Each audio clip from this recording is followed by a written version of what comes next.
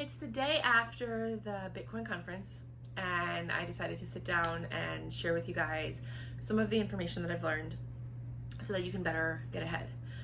Surprisingly enough, Elongate, Elongate, was a very big sponsor at this event, which makes me believe that they're trying to actually be something. Definitely look up Elongate. Then there was eToro, which is an exchange. They were a huge sponsor for this event. Strike, S-T-R-I-K-E, the code is S-T-R-K. You can buy that, it's Ethereum based, and you can also get it on KuCoin, which you know is my favorite exchange, period. Sponsor me, KuCoin. No. They are a company that was started for peer-to-peer currency by a 20-year-old. He's like a super millionaire now. He went to El Salvador for 2 months. He saw how poverty-stricken certain places were. He tried to send money to himself and he couldn't. The ATMs were closed, so he couldn't get money from the ATMs. They weren't working. He couldn't wire money. Like, he was trying everywhere. He tried to send Bitcoin to himself and there was no way for him to cash the Bitcoin out.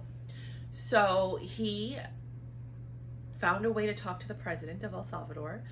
They discussed Bitcoin, all of the advantages, and they're trying to pass a bill, it hasn't gone through, that says that they're going to start accepting Bitcoin as a legal tender, like actual currency.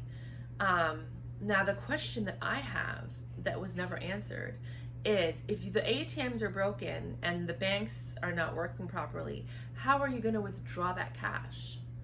So I believe that the answer to that, I'm just answering my own questions because this is what I do in life, is, well, if it's legal tender, you just use your phone and you scan everything with your phone. So you don't ever need the actual cash. You just use your phone to pay for everything. We'll see what happens. His stock price was at $38.65 when he made the announcement. And when I went to check yesterday to buy it, it was at 66 and change. Or 63, between 63 and 66 and change. I can't quite remember. Because I went on CoinMarketCap and then I went on another site and they had two different prices. You know how that happens. It does happen, in case you don't know that. Like, real-time prices are a little bit more difficult to find. You have to go to the website to get the real-time price.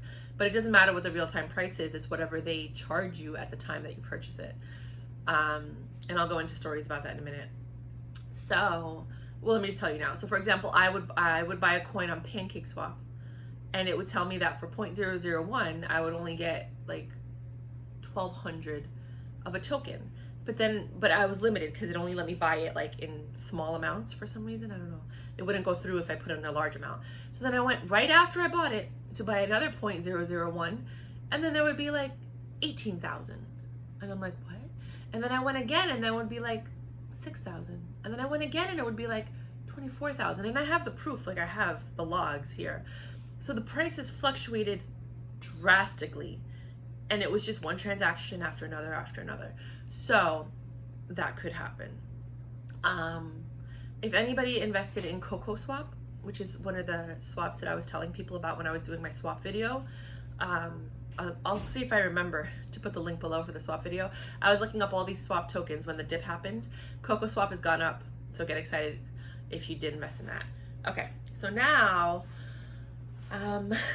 what else did I learn? So I bought Strike. I didn't buy a lot. I only bought 10 shares because it was just, well, 8 shares because it was just too pricey for me. I would have bought more if I got in at 38.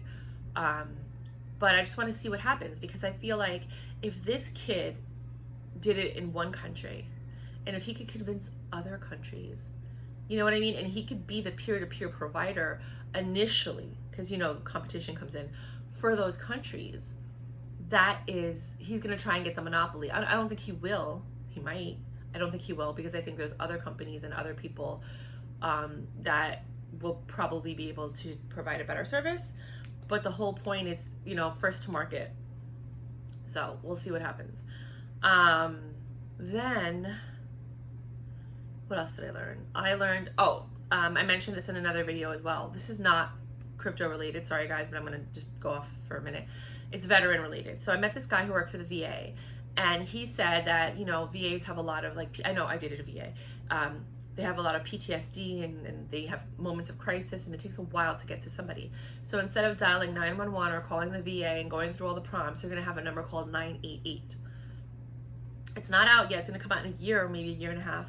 But when a veteran is in crisis, just in case you know anybody that's a veteran, in a year or two from today, it's like, now it's it's June 2021, you're going to be able to just dial 988 and get a counselor or be directed to the VA crisis hotline, which is really important because when you're in crisis, you need to talk to someone immediately.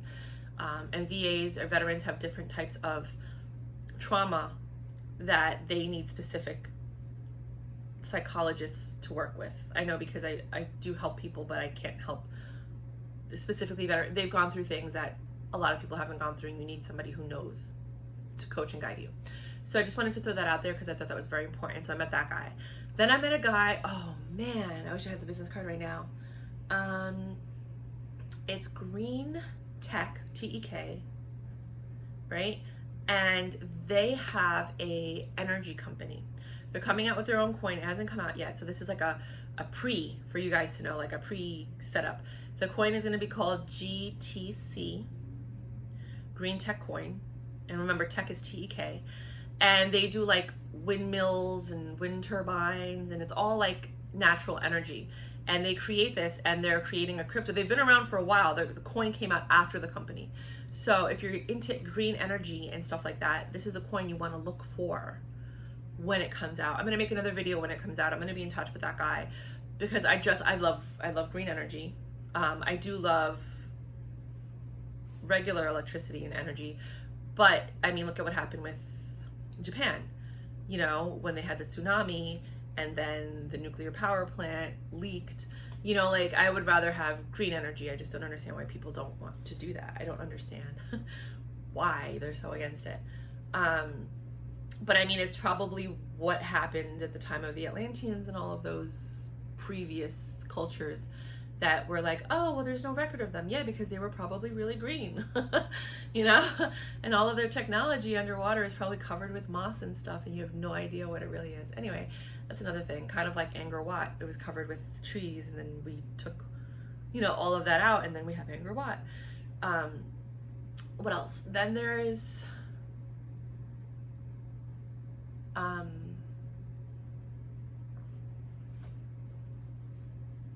I went off on a tangent. So you're talking about the crypto conference. They were giving out a lot. Okay, so Lamborghinis are a really big thing in this crypto world. So they're giving out a lot of Lamborghinis. I met a guy who is a developer and a whale, and the whales paid $14,000 for their tickets, and us regular people, if you paid cash, it was $1,400. If you bought with Bitcoin, it was $900. I talked to a bunch of people who paid the $1,400, and I don't even understand why you would do that when you can just go on Cash App, put $900 on your Cash App, it links to your bank account, and from there you just scan it and you could pay the $900 in Bitcoin. Why would you pay another $600 but or $500? But I'm guessing it's because they probably can write it off for their company, so they don't care. But I mean, if you do care about your company and your salary and the existence of your company, you would want to try to be lean. But these are just my personal opinions. This is not a news station. I'm not supposed to be unbiased. It's my channel. So if I ever get to that point, which I might when I start doing the documentary, I might be more of like a reporter, and therefore I will be unbiased. But for now, I'm giving you my personal opinions because it's my channel. So if you do go to the conference next year, please put some Bitcoin in your wallet. You know, Cash App I think is the easiest one. But you have, like, what I had to do is a desktop and my phone. Couldn't do both at the same time. Because I don't know how, I just scanned it. I think you could probably copy and paste the address, but it was just easier for me to scan it. So on the desktop, I looked to book the ticket, and then on my Cash App, I just scanned it with my phone, and the transaction went through. It took about, I think, 10 minutes for it to go through, because Bitcoin does take a while for it to process. But yeah, so I did that, and I booked for the after party. The after party was amazing. If you guys saw the video that I posted, it was raining and it was outside, so people were like dancing in the rain. It felt like in the Matrix when they were having that huge like party in that, you know, in their town or their city or their underground city. Like that's what it felt like. It was just wild and crazy, and people were just balling out, having a great time. I did meet a couple of very wealthy people that were philanthropists. I really regret not getting one of their numbers if you guys hear about it. It's this guy from Michigan, and he was there with his personal assistant that happened to be a male. He was very young, and he said that he's going to be passing in 10 years, and he made a lot of money, and now he wants to like share it and invest in companies and multiply it and just keep doing that. And I felt like this boy that he was training was going to be his successor, you know? So he's training this kid to learn everything to then be his successor. It was so just beautiful. I never got in touch with, he's very handsome too, very handsome man. I never got his information because it started raining, and then everybody ran to hide except for me. Literally, there was like 6 of us. No, 5 of us. And of the 5, I was the only one that stayed out and danced in the rain. Because it was always one of my dreams for my bucket list. So awesome. So there's a lot of philanthropists. I highly recommend going if you want to network. It's not really there to, you don't really go there to get information. You know, you go there to network and to meet people and to have a good time. There's lots of freebies. You have to just kind of like ask. They were giving out free ice cream, free drinks, free sodas. Not sodas, like blended drinks. I made a video on it. Then they gave lots of free lunches, but people didn't know. So there were certain stages that were giving out free food, but you had to go to that specific stage, you know, or just ask around.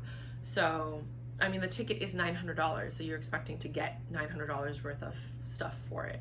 And you do if you actually go out and look for it. It's not just gonna pop up. I mean, it did for me, but I always asked, you know, like, what's that? How, you know, how much is it? Oh, it's free. I'm like, oh, okay.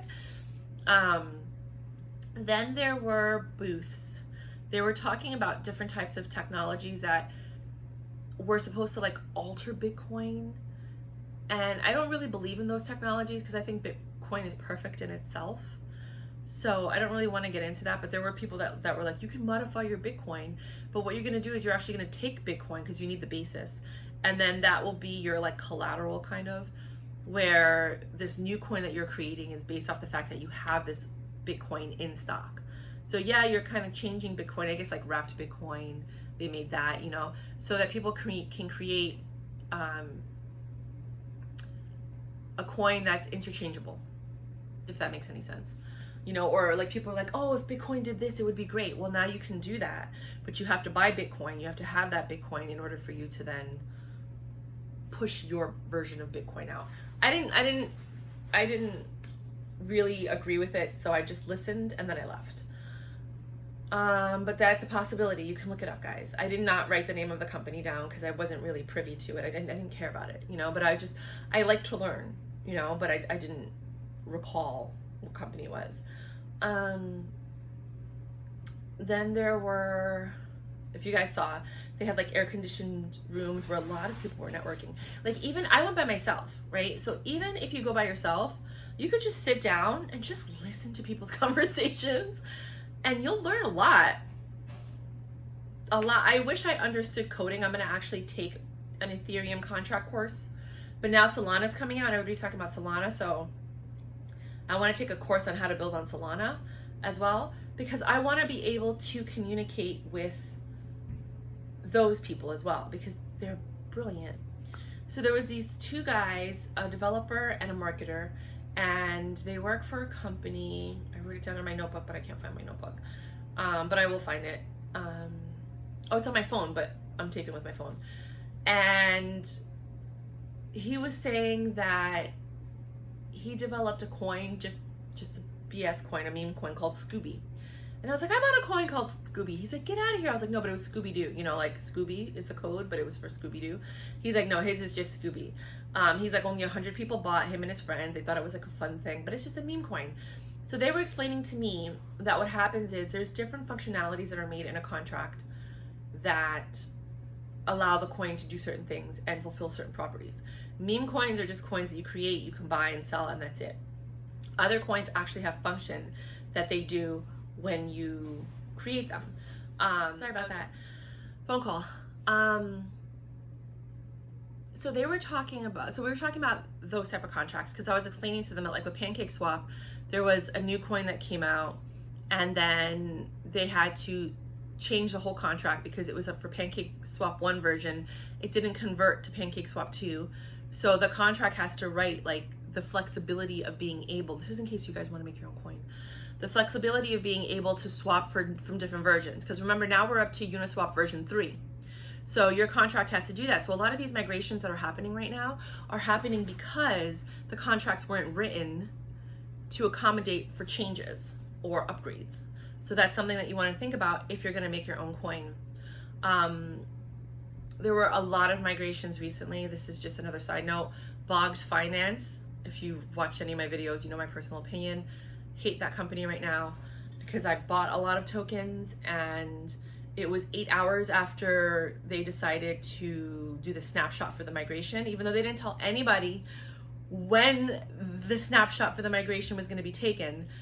And it was on the weekend of a dip, so a lot of people bought. There's people that I saw that were typing, they're like, they spent $200,000 buying tokens on the dip, and they're not gonna honor them. And then to sell them, they only got a fraction. I know I only got half of what I paid. So I can only imagine what these other people are doing. So these migrations, I get them, but if you're gonna do a migration, you should write something in your contract that says, in the event of a migration, the contract stops, like you can't buy it anymore. You know, they were like banking on PancakeSwap to stop the sales. Well, PancakeSwap didn't. Shame on you, PancakeSwap. You should be very ashamed of yourself for taking people's money when you knew that this coin was migrating and they weren't going to be accepting any more purchases or honoring them.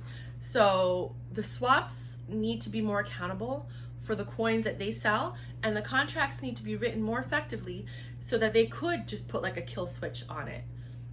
If something like that were to happen. But hey, whatever, this is just the conversations we were having. Then they're like, oh, but contracts aren't written that way, but they could be. So there's people that are working on that. Then so they were talking about that. Then there was this guy that I met. His coin hasn't come out yet either. He actually works for a company, and he's starting his own coin on the side. He doesn't work for a tech company, he just works for a regular company. And he's amazing. He's paying out of pocket for his own developers. He has people in India. And I was telling him, like, I know a lot of people that find their, people in the Philippines, but he said it's, it's kind of like the same situation where you want to know the people. So he understands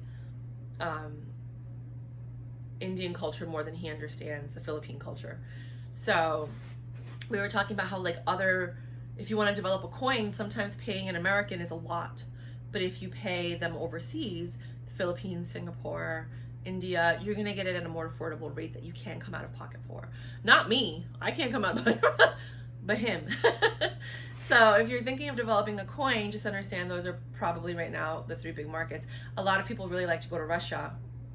Russians seem to be very well versed in this, this industry, and they say that like 20% of people in Turkey have some type of cryptocurrency. 20%. That is the largest number of any country of people that own crypto. So Turkey's really aware of what's going to happen with the shift of currency. I think that this whole conference was based on Bitcoin because Bitcoin is the basis of all currencies. It's basically like the gold standard. So they were just all about Bitcoin, Bitcoin, Bitcoin. There was somebody that made a comment that really offended me, and I think a lot of other people, but everybody's entitled to their opinion. And he said, if you're against Bitcoin, then you're against freedom. And that's not true. Like they don't know. You don't know what you don't know. And Bitcoin is not the definition of freedom. It's just a stepping stone in the right direction. But to say that is just a really blank statement that has no validity. It didn't make any sense, to be quite honest with you.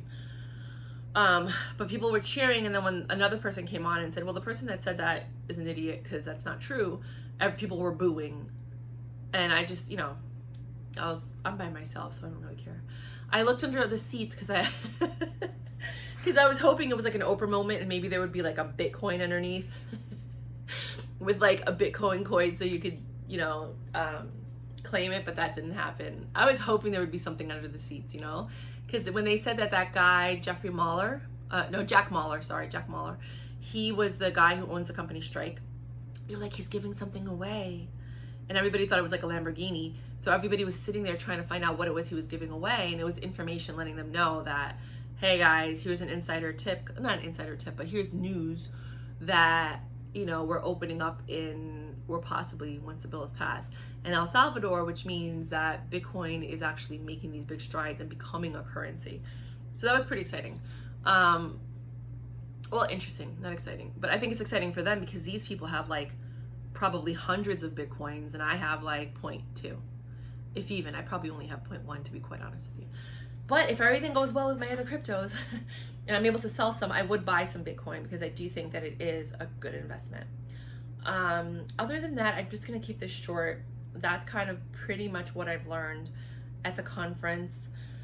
I'm trying to think of, I sat in a lot of these like speakers. I don't feel like you learn as much from the speakers, they're just commentaries. I know Floyd Mayweather was there. And he was saying that he is into all types of income. You know, like he's into fiat, he's into crypto, but like if you have money, why wouldn't you get into crypto? Because it's about expanding your portfolio. It's not necessarily putting everything in one. Like he's like, I have real estate, I have, you know, fiat, I have assets, and now crypto is another asset. But he's not going to, he wasn't supporting crypto 100%. He wasn't like Bitcoin is the thing. He's like, it's part of my portfolio. I'm not going to sit here and try and be like a spokesperson for Bitcoin. I'm just letting you know that it's part of my portfolio. I think it's a wise asset. I think it's a wise decision. However, I'm not going to sit here and be your cheerleader. It was like, it was basically like that. He didn't say that. He didn't say those words, but that's basically what the tone was, you know? I thought that was hysterical. Then there was a bunch of different like, a lot of, I mean, I don't follow celebrities because I was a personal assistant to millionaires and billionaires. I don't look at people like, oh my God, I don't get starstruck or anything. Okay, Oprah maybe. If I met Oprah, Oprah and Obama, I might get a little starstruck. That's about it. But anyone else, like when I used to work for my clients, celebrities always came in. So I don't look at them as anything special other than somebody who did something extraordinary and now you're being recognized for that extraordinary thing that you did. So I don't look at them, I don't look for their names. I'm just like, oh, that's the girl, that's the mom from Gossip Girl, or that's, you know, whatever, that's who I, you know, I'm like, I'm not gonna go into names because I'm not allowed. I signed an NDA. But so when I saw a lot of these famous people, I knew that they were famous, I just don't know their names. So if you want to look at the lineup of the speakers, you can go to the Bitcoin conference page and it'll show you the lineup and you can check them all out. But I wasn't like starstruck or like, oh, you know, everybody's like Tony Hawk and blah, blah, blah. I'm like, that's great. You know, if I see him, I'll talk to him, but I'm not starstruck. Like, I'm just like, okay. But I do like, I'm more of a fly on the wall. I like to overhear the conversations, and a lot of people were talking about coding. Some people were talking about how Cardano's code is exceptional. I didn't understand any of the stuff they were saying, but I understood that it's very different and unique than other codes. So I know Cardano's, you know, got a platform. They're doing pretty well. One thing I could say that personally is that when I was watching everything go up and down and dip, and that Cardano didn't move, it stood on its own, and that's very impressive. I'm trying to think, because from the moment I got there online, I was listening to these developers' conversations, thinking to myself, I know nothing about developing. Then I was in the conference, what I learned, and then after party, I think I spoke to you about most of the conversations that I've had. A lot of conversations I had to do with like people's experiences and how they made their money, what they invested in, which is invalid now because those investments are already at their highs. So there's no point in trying to invest in them now. But just understanding that it's good, I think we've all learned it's good to get in earlier, because I had the opportunity to get in at 350 for Bitcoin. And had I known earlier, when everybody got in at like $1 and they held, those are the people that I think were the whales that paid the $14,000 and all this other stuff. I mean, they might have gotten in later, but still, those are the ones that have like a lot of coins, you know what I mean? They can do a lot more. I'm praying that Bitcoin drops down to 10 or 20,000 again, so that I can get at least one or two, and then I'll, you know, that's gonna be my Bitcoin investment. I'm not gonna go crazy trying to catch up. I'd rather do what I'm doing now and purchase all of these new coins and hold for 4 to 5 years and see which ones actually blow up and then cash out on that. But that's all I have to share with you guys. This is a 10-minute video. Thank you for watching it. Definitely look into Strike. Do your own research. I'm not a financial advisor. I'm just somebody who went to the conference. I'm just somebody who started a channel to talk to my friends. If you can look at all my videos from the beginning, they have nothing to do with crypto until probably February or March when I started talking about crypto of this year. So this channel was not made for that. I made another channel called The Shitcoin Queen. I actually have a YouTube page called Shitcoin Queen 1, and it's because I do invest in a lot of these meme coins, but some of them are turning into technologies. So the reason they're shitcoins is because you don't know what they're going to do. More than 50% of them fail, but you can get a good pump out of it and then get out. I don't follow it for the pump. I'm holding for longevity, but now I'm actually going to start looking for the pumps because I do want to make a profit. I don't just want to keep throwing money and losing it, you know, waiting for one to like counteract that loss. So as I grow, I teach, and then you guys learn what I learn, or what, you know, you guys probably know more than I do, but but I'm learning. And then I'm leaving in October for a year to do my documentary on the indigenous cultures. It's called The Indigenous Documentary. You can go to theindigenousdocumentary.com. If you'd like to donate, please feel free to do so, because I would love to bring a camera person with me, and I can't afford that because I'm paying out of pocket. Even though I have a nonprofit, I'm actually seeking donations now. But I would love to bring a camera person because I do feel that you'll get a better quality of video if I have somebody else doing it versus me just setting up a tripod. But while I'm overseas, I will be interviewing a ton of crypto people. I'm going to see if I can go to crypto conferences overseas, and then I'll keep you guys updated. This is my first video after a crypto conference, so I think they will get exponentially better. But I did just want to share what I did learn with you guys. I know it doesn't seem like a lot of information because some of it is, they're more personal things, like people's personal stories and personal lives and whatever. But it was a fascinating weekend, and I highly recommend it.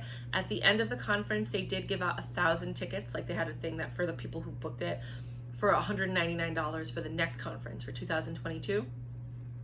But I'm pretty sure next year it's probably going to be $900 and $1,400 or more. So just keep that in mind. If you want to go to next year's conference, make sure you have some money put aside. It's highly worth it. It's in Miami, so you're going to need, you can do, you know, hotel, you can do Airbnb, you can do VRBO, vrbo.com if you want to check that out. There's so many different ways. If you have a friend, you can crash with them, but definitely try to make it out here next year. I won't be able to make it because I'm going to be overseas. At that time, I'll probably be in like Colombia or Peru or something.